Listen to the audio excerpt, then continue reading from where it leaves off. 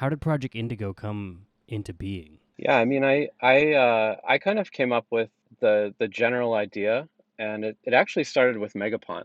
Well, it started with a coworker of mine. I should say this first. I was kind of curious about the whole space. Mostly, I was curious about it as kind of just an interesting part of an overall investment strategy at first, and it's like, oh, this is kind of compelling. Like, what is this about? So I asked a coworker about it. That was actually Drew Falkman, who people might recognize the name from the space. And he kind of gave me the 101, the rundown, pointed me to a few projects. And from there, I ran across Megapont, who had not yet released their Megapont apes. And I just started following that. And then I was like, oh, they're having a mint. What's a mint? Let me figure out what this is. And then I kind of looked into that. And then I said, oh, okay, they have a Discord. Okay, they have a like a list, for people that can do the mint, right? And so I just basically that was my onboarding to NFTs, and ended up minting those Megapont apes, which turned out to be a good idea. A good idea. That sounds like a great idea.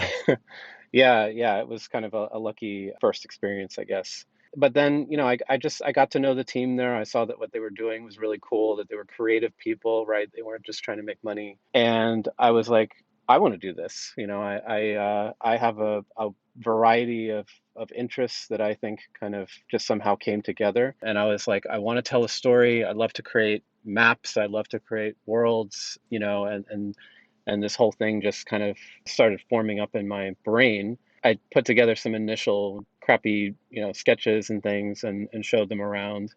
And then I realized I need a dev, right, to make this thing actually work.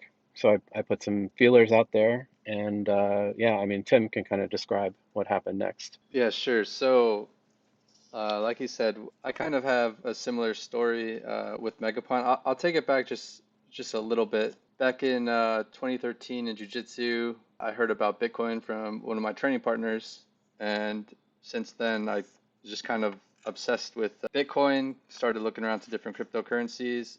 It actually allowed me to travel. I got to get away from like the corporate world I was in. I actually lo lost my younger brother years ago, and it allowed me to go to the jungles of Peru, and I did something called ayahuasca. We don't have to get into that, but after leaving that, I got into more into development because I've always been like a tinkerer, but I wanted to get a lot better. So I got more into development and kept that going. And then during COVID, I actually joined a boot camp. And during the boot camp, somehow it's really hard to point my finger at it, but I saw something about Megapon. I don't know if it was Twitter, but somehow I ended up in their Discord totally accidentally, and they ended up being my first mint, which, like Vandal said, has been great. At the time, I was talking to different people, trying to get into some sort of Web3 project. Had a couple conversations with different people, and none of them really felt right. But once we talked, we decided to hop on a call, and it just felt right. We clicked and we decided to start building Project Indigo together. And I put the bootcamp that I was in on hold. I'm kind of finishing that up now, but I'm also in Clarity Camp. So as we're building all this, there's a big learning curve.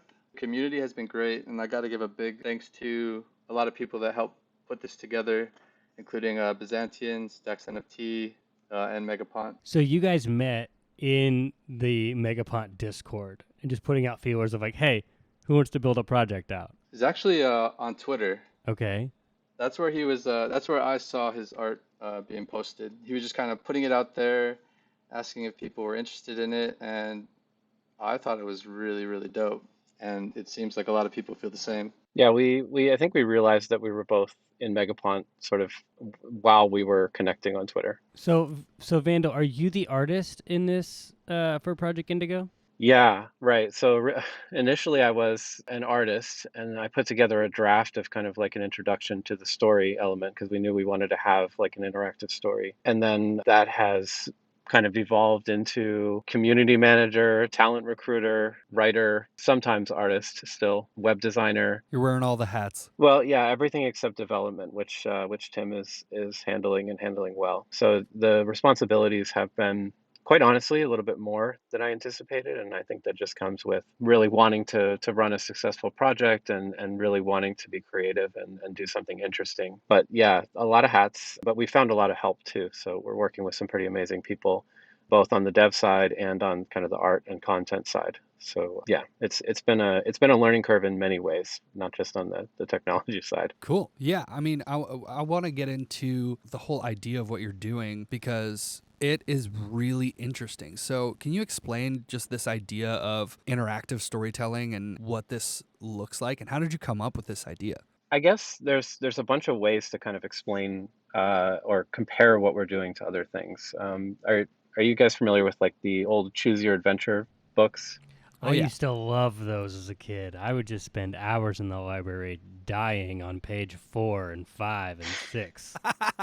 Right. Yeah. So it's a little bit like that in that you're reading a story, right? And things are going to start happening and you're going to be able to choose which way you would like the story to go. But there's more to it than that. So we have our entire community reading this chapter, right? And they are going to be able to choose which way the story should go at the end of the chapter. But they actually have a certain number of votes to kind of put towards that choice. And that's based on what they're holding in their collection. And so a person who's holding a certain threshold of our Wastelander NFTs is going to have more votes to spend on that story direction. Also, if they're holding certain NFTs, like our main characters, they'll just have more voting power than others. That's one interesting element. And the story will go in the direction that the community votes as a whole. But on top of that, there's kind of other elements that are going on. So the story is also going to react to the traits NFTs have. So you'll be able to see and use different content and also get more reward in the form of tox, which is our currency, by having certain traits during a certain chapter. So one chapter might give a bonus to people who have a certain kind of hair, right? Or holding a gun during this chapter, or maybe they have like a certain type of sensor that they're carrying. So there's this kind of interesting element of what you're holding matters, how much you're holding matters. You're able to influence the direction of the story. You're able to get reward in the form of this currency. And whether whether you vote for the winning sort of choice for the story or not, you're still getting some reward in the form of this Tox currency just for participating. And we have a lot of interesting ideas on top of that as well, in terms of kind of little gameplay elements, Easter eggs, things built into the story itself. One of those things is going to be holding partner NFTs. So we've partnered up with a few projects, the Bitcoin monkeys, the Stacks parrots, the 3D parrots, Crash Punks most recently, and of course Megapont. So if you're holding some of those NFTs, you're going to find that you have more content in the chapter as you're reading it, and you'll also get some bonus currency as a result of having those partner NFTs. So yeah, it's been really interesting. But I think, yeah, as far as like what it is or what the inspiration was, I think it is kind of like the choose your own adventure novels. It's also there's I'm a big fan of board games, and there's some really interesting board games out there. One that has been influential for me is called Gloomhaven, and the way that this game works is you periodically kind of run into these events or these scenarios where you have to make some kind of a decision. And so you might run into somebody who's hurt on the side of the road, right? You're traveling and they're asking you for help. So you can either give up one of your items and help them, which is kind of a cost to you, or it's like, why would I do this? But you might have some hidden reward for doing that.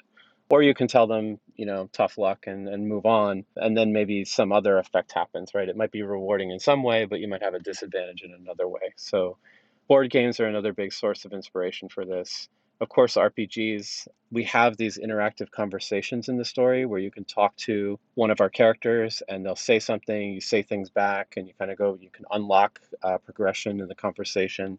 So if you played RPGs like Fallout or even like some of the old visual novels, Hideo Kojima, who is most well known, I think, for Metal Gear Solid and now Death Stranding, he had some old video games where you were kind of a detective and you're going around asking questions and kind of trying to solve a mystery through these interactive conversations. And so those are also a big inspiration here.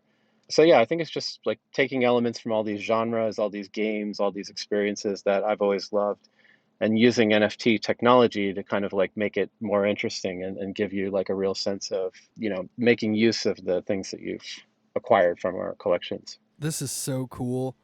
Just the concept in general.